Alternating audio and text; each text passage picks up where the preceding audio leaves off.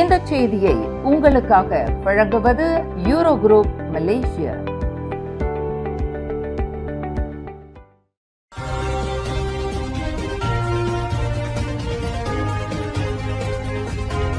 வணக்கம். திசைகளின் 5 மணி செய்திகள். பண்டா உத்தாமா பள்ளி மாணவி கொலை வழக்கு 15 வயது மாணவன் மீதான விசாரணை தொடங்கியது. புட்டாலிங் ஜொய்யாவில் உள்ள SMK பண்டார் உத்தாமா டமன்சரா பள்ளியில் கடந்த ஆண்டு 16 வயது மாணவி யப் ஷிங் ஜுவென் குத்தி கொலை செய்யப்பட்ட வழக்கில் குற்றம் சாட்டப்பட்டுள்ள 15 வயது மாணவன் மீதான விசாரணை இன்று உயர் நீதிமன்றத்தில் தொடங்கியது. 8 நாட்கள் நடைபெறவுள்ள இந்த விசாரணையில் உயிர் இழந்த மாணவியின் தாய், உடற்கூறு பரிசோதனை செய்த மருத்துவர் உள்ளிட்ட 11 சாட்சிகளை அரசாங்க தரப்பு ஆஜர்படுத்த உள்ளது. இந்த விசாரணையில் பள்ளி ஆசிரியர்களும் சாட்சியமளிக்க உள்ளனர். குற்றம் சாட்டப்பட்ட மாணவன் சிறார் என்பதால் அவரது பெயர் மற்றும் புகைப்படத்தை வெளியிட சட்டத்தால் தடை விதிக்கப்பட்டுள்ளது. அவர் புஞ்சா அலாம் சீர்திருத்த மையத்தில் இருந்து நீதிமன்றத்திற்கு அழைத்து வரப்பட்டார். வழக்கு பொதுமக்கள் அனுமதியின்றி தனிப்பட்ட முறையில் விசாரணை செய்யப்பட்டு வருகின்றது. கடந்த ஆண்டு அக்டோபர் 14ஆம் தேதி காலை 9:20 மணி முதல் 9:35 மணி வரை பள்ளியின் பெண்கள் கழிப்பறையில் யப் ஷிங் ஜுவெனை கத்தியால் குத்தி கொலை செய்ததாக மாணவன் மீது குற்றச்சாட்டு பதிவு செய்யப்பட்டுள்ளது. இந்த வழக்கில் 3 மாத மனநல பரிசோதனைக்கு பிறகு விசாரணையை எதிர்கொள்ள மாணவன் தகுதியானவர் என மருத்துவர்கள் தெரிவித்ததை தொடர்ந்து வழக்கு விசாரணை தொடங்கியுள்ளது. மேலும் அரசாங்க தரப்பின் 3 சிறார் சாட்சிகள் குழந்தை சாட்சி சட்டம் 2007 விதிகளின்படி சாட்சியமளிக்க உள்ளனர் என்பது குறிப்பிடத்தக்கது. குற்றம் சாட்டப்பட்டுள்ள 15 வயது மாணவன் சார்பில் வழக்கறிஞர் கிட்சன் போங் ஆஜராகிறார். அரசாங்க தரப்பில் துணை அரசு வழக்கறிஞர்களான ராஜா ஜைசோல் ஃபரீடா ராஜா ஜஹருடின், அகாரி டுரானி அசீஸ் மற்றும் அமாட் இக்பால் அஸ்மான் வழக்கை முன்னெடுத்து வருகின்றனர். மேலும் மலேசிய வழக்கறிஞர் மன்றம் சார்பில் டத்தோ யாஸ்மின் ஷரீப் மற்றும் மனித உரிமை ஆணையமான சுஹாகாம் சார்பில் ஜேசன் லிம், ஜேஷேங் ஆகியோர் கண்காணிப்பு வழக்கறிஞர்களாக ஆஜராகியுள்ளனர். பினாங்கு மாநில ஒற்றுமை அரசாங்கத்தில் அம்னோ தொடர்ந்து இடம்பெறுமா என்பது குறித்து இதுவரை எந்த முடிவும் எடுக்கப்படவில்லை என்று பினாங்கு முதலமைச்சர் சாவ் கொன் யாவ் தெரிவித்துள்ளார். பரிசான் நேஷனல் மற்றும் பரிகாத்தான் நேஷனல் இடையேயான அதிகரித்து வரும் ஒத்துழைப்பை தொடர்ந்து இந்த விவகாரம் வரும் ஆகஸ்ட் 8ஆம் தேதி நடைபெறவுள்ள பினாங் பக்காத்தான் ஹராப்பான் கூட்டத்தில் விவாதிக்கப்படும் என்றும் அவர் குறிப்பிட்டுள்ளார். வரவிருக்கும் பொது தேர்தல் அல்லது மாநில தேர்தலுக்கான தயார் நிலை தொடர்பாக துணைக்குழுக்களின் அறிக்கைகள் பெறப்படும் என்றும் அப்போது பினாங்கு மாநில அரசாங்கத்தில் பரிசான் நேஷனலின் எதிர்கால நிலை குறித்தும் ஆலோசிக்கப்படும் என்றும் சாவ் கொன் யாவ் தெரிவித்துள்ளார். இதற்கிடையில் பாஸ் கட்சியின் தகவல் பிரிவு தலைவர் அமாட் ஃபட்லி ஷாரியின் கருத்துக்கு பதில் அளித்த சாவ் கொன் யாவ், ஒவ்வொரு அரசியல் கூட்டணிக்கும் தங்களது தேர்தல் வியூகத்தை வகுக்கும் முழு உரிமை இருப்பதாக கூறியுள்ளார். எனினும் எந்த கூட்டணிக்கு மக்கள் ஆதரவளிக்க வேண்டும் என்பதை இறுதியில் தீர்மானிப்பது வாக்காளர்களே என்றும் அவர் வலியுறுத்தியுள்ளார். மலேசியாவில் 2024ஆம் ஆண்டு முதல் ரயில்வே கேபிள் திருட்டு சம்பவங்களால் அரசாங்கத்திற்கு 50.05 மில்லியன் ரிங்கிட் இழப்பு ஏற்பட்டுள்ளதாக போக்குவரத்து அமைச்சு தெரிவித்துள்ளது. இதனால் 2025ஆம் ஆண்டில் மட்டும் KTMB ரயில் சேவைகள் 381 மணி நேரம் தாமதமானதாகவும் கூறப்பட்டுள்ளது. இதுகுறித்து துணை போக்குவரத்து அமைச்சர் டத்தோ அஸ்பி அபிவுல்லா நாடாளுமன்றத்தில் வெளியிட்டுள்ள தகவலில், இந்த திருட்டு சம்பவங்கள் KTMB, பிரசரானா மலேசியா பெர்ஹாட் மற்றும் ECRL திட்டத்தின் உள்கட்டமைப்புகளை பாதித்துள்ளதாக குறிப்பிட்டுள்ளார். அதே வேளையில் KTMB-யில் மட்டும் கடந்த ஆண்டு முதல் இவ்வாண்டு ஜூன் மாதம் வரையில் 432 கேபிள் திருட்டு சம்பவங்கள் பதிவாகியுள்ளன.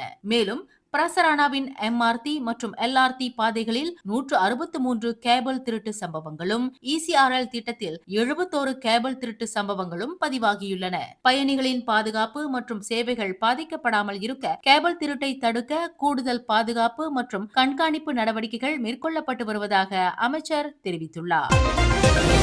5000 ரோஹிங்யா அகதிகளை மியான்மருக்கு திருப்பி அனுப்பும் திட்டம் குறித்து அரசாங்கம் நாடாளுமன்றத்தில் விரிவான விளக்கம் அளிக்க வேண்டும் என்று முன்னாள் வெளியுறவு அமைச்சர் சைஃபுடின் அப்துல்லா தெரிவித்துள்ளார். அகதிகள் பாதுகாப்பாகவும் அவர்களின் விருப்பத்தின் அடிப்படையிலும் மட்டுமே திரும்ப அனுப்பப்பட வேண்டும் என்ற அரசின் நிலைப்பாடு தொடர்கிறதா என்றும், அவர்களின் பாதுகாப்பு, குடியுரிமை மற்றும் அடிப்படை உரிமைகளுக்கு மியான்மர் அரசாங்கம் உத்தரவாதம் அளித்துள்ளதா என்றும் அவர் கேள்வி எழுப்பியுள்ளார். மேலும் மியான்மர் ராணுவ ஆட்சியுடன் மலேசிய மலேசியாவின் நிலைப்பாட்டில் மாற்றம் ஏற்பட்டுள்ளதா என்பதையும் அரசாங்கம் தெளிவுபடுத்த வேண்டும் என வலியுறுத்திய அவர், மனிதாபிமான கொள்கை மற்றும் அனைத்துலக நம்பகத்தன்மையை பாதிக்கும் இந்த விவகாரத்தில் வெளிப்படைத்தன்மை அவசியம் என்றும் தெரிவித்துள்ளார். முன்னதாக 5000 ரோஹிங்யா அகதிகளை மீள அனுப்பும் திட்டத்தின் முதற்கட்டமாக அடையாளம் காணுதல், ஆவணப்படுத்துதல் மற்றும் பாதுகாப்பு சோதனை பணிகள் தொடங்கியுள்ளதாக சைஃபுடின் இஸ்மாயில் தெரிவித்திருந்தார் என்பது குறிப்பிடத்தக்கது.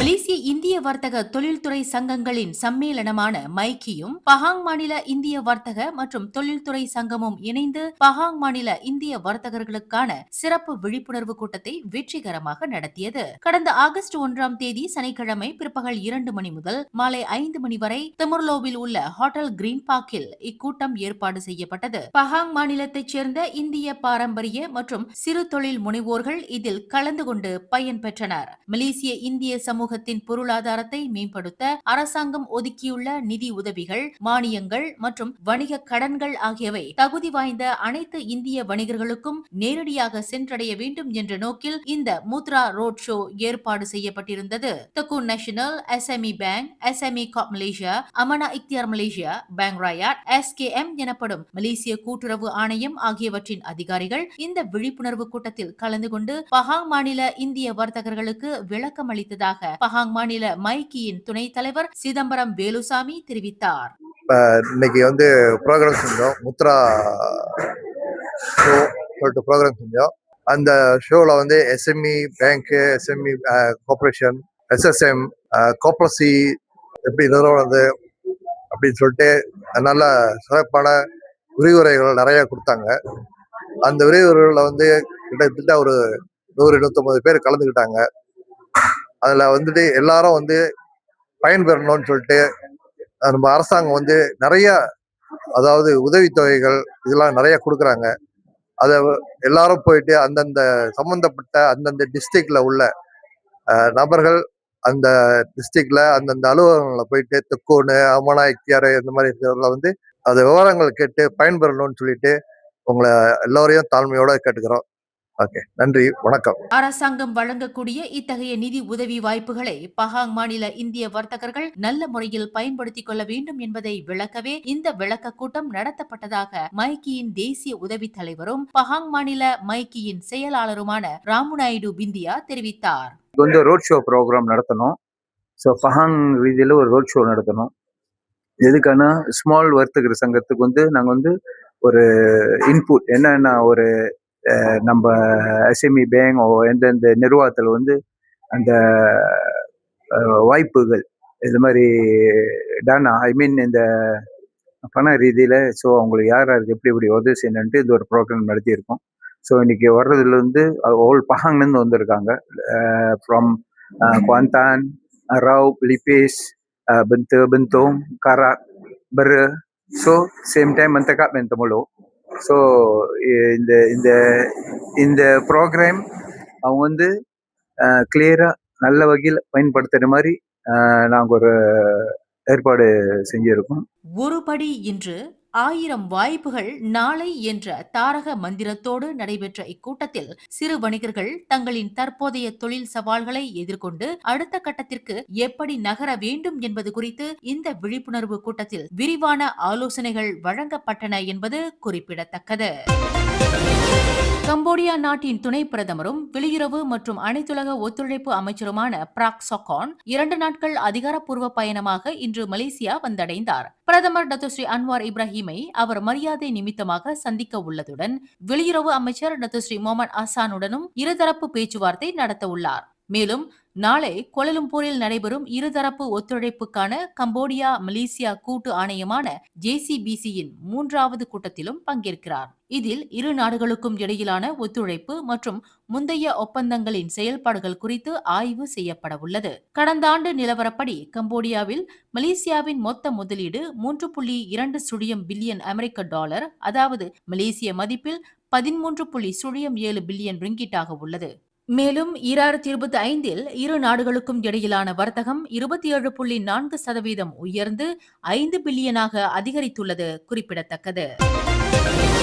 தாய்லாந்தின் தபாய் பகுதியில் நேற்று நடந்த துப்பாக்கிச் சூட்டில் 2 தாய்லாந்து போலீசார் உயிர் இழந்ததை தொடர்ந்து மலேசிய தாய்லாந்து எல்லையில் பாதுகாப்பு பலப்படுத்தப்பட்டுள்ளது. இதுகுறித்து நரத்திவாட் மாநில போலீஸ் தளபதி மேஜர் ஜெனரல் பிரயோங் கொட்சாகா கூறுகையில், போலீசார், ராணுவத்தினர் மற்றும் உள்ளூர் அதிகாரிகள் இணைந்து எல்லைப் பகுதிகளில் கண்காணிப்பை அதிகரித்துள்ளதாக தெரிவித்தார். குறிப்பாக சந்தேக நபர் மலேசியா வழியாக தப்பிச் செல்லாத வகையில் எல்லைப் பகுதிகளில் தீவிர சோதனை நடத்த உத்தரவிடப்பட்டுள்ளதாகவும் குறிப்பிட்டுள்ளார். இதற்கிடையில் பெங்காலான் கூபோர் அருகே உள்ள கொலோ ரிவர் பகுதியில் எல்லை தாண்டும் மக்கள் மற்றும் படகுகளின் போக்குவரத்து வழக்கம் போல நடைபெற்று வருவதாக அதிகாரிகள் தெரிவித்துள்ளனர்.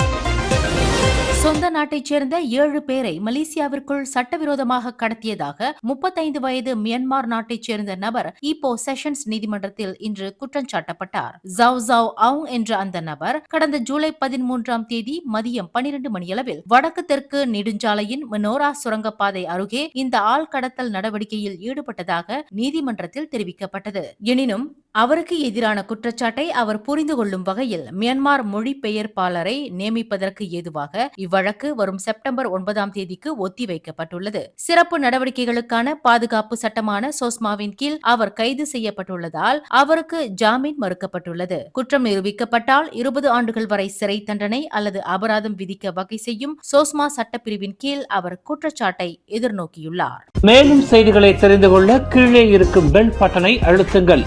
உங்கள் மகிழ்ச்சியை வெளிப்படுத்த லைக் மற்றும் ஷேர் செய்யுங்கள். தொடர்ந்து திசைகளோடு இணைந்திருக்க சப்ஸ்கிரைப் செய்யுங்கள்.